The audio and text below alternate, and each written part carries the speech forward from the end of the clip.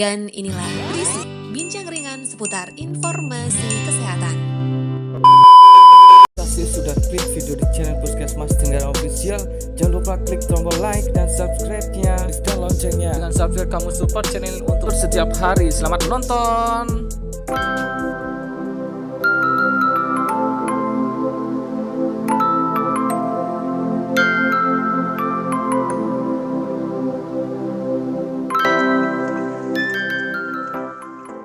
Assalamualaikum warahmatullahi wabarakatuh. Kembali di channel Puskesmas Tenggarang bersama saya Diana Novianti, tugas promosi kesehatan dari Puskesmas Tenggarang. Dan kali ini saya tidak hadir sendiri, saya ditemani oleh Bapak Haris selaku programmer DBD untuk Kabupaten Bondowoso. Dan beliau sudah ada di samping saya. Kita akan bicara banyak tentang seperti apa DBD atau demam berdarah. Tentunya Anda harus menyimak karena kita akan mengupas tuntas seperti apa DBD, seperti apa bahayanya, dan tentunya bagaimana cara pencegahannya. Baik, selamat siang Bapak Haris. Ya, selamat siang.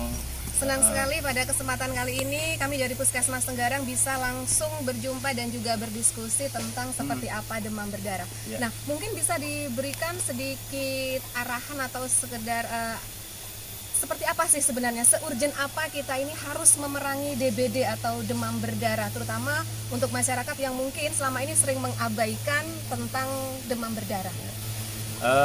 Terima kasih waktunya dan salut buat Puskesmas Tenggarang. Perlu diketahui bahwa demam berdarah dengue itu merupakan penyakit menular yang disebabkan oleh virus, namanya virus adalah virus dengue yang ditularkan oleh nyamuk Aedes. Nyamuk Aedes ini sebagai vektornya, itu dia bisa membawa virus kemana-mana bila mana ada yang terkena penyakit demam berdarah. Jadi pertama kita harus mengenal dulu tentang siklusnya. Jadi harus ada yang sakit, berarti ada yang sakit adalah orang itu di dalam tubuhnya ada virus dengue. Kemudian ada nyamuk yang menularkan. Nah, nyamuk di sini adalah dari spesies Aedes aegypti. Yang paling banyak infeksi adalah Aedes aegypti dan Aedes albopictus. Itu yang membawa kendaraan atau vektor yang bisa menularkan dari orang yang sakit demam berdarah ditularkan pada orang yang sehat.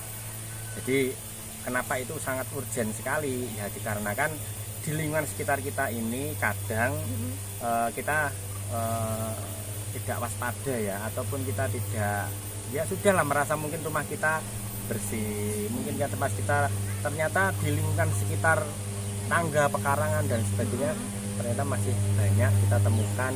Misalnya kita tidak usah jauh-jauh nyari nyamuknya, yang paling penting adalah nyari jentiknya. Nah, kemudian bicara tentang DBD seringkali dikaitkan dengan musim penghujan. Apakah memang DBD ini hanya akan muncul di musim penghujan ataukah di musim kemarau pun bisa? Sebenarnya memang nyamuk itu bisa hidup di sepanjang tahun, asalkan dia memiliki namanya tempat perindukan yang dia senang. Kalau musim kemarau kenapa kok nyamuknya semakin berkurang dan kasusnya juga biasanya trennya juga berkurang atau lebih kecil? Itu ya dikarenakan karena juga nyamuk dan virusnya hidupnya juga tergantung dari lingkungan fisik. Yang fisik di lingkungan sekitar kita ya tentang kelembapan, suhu lingkungan dan sebagainya.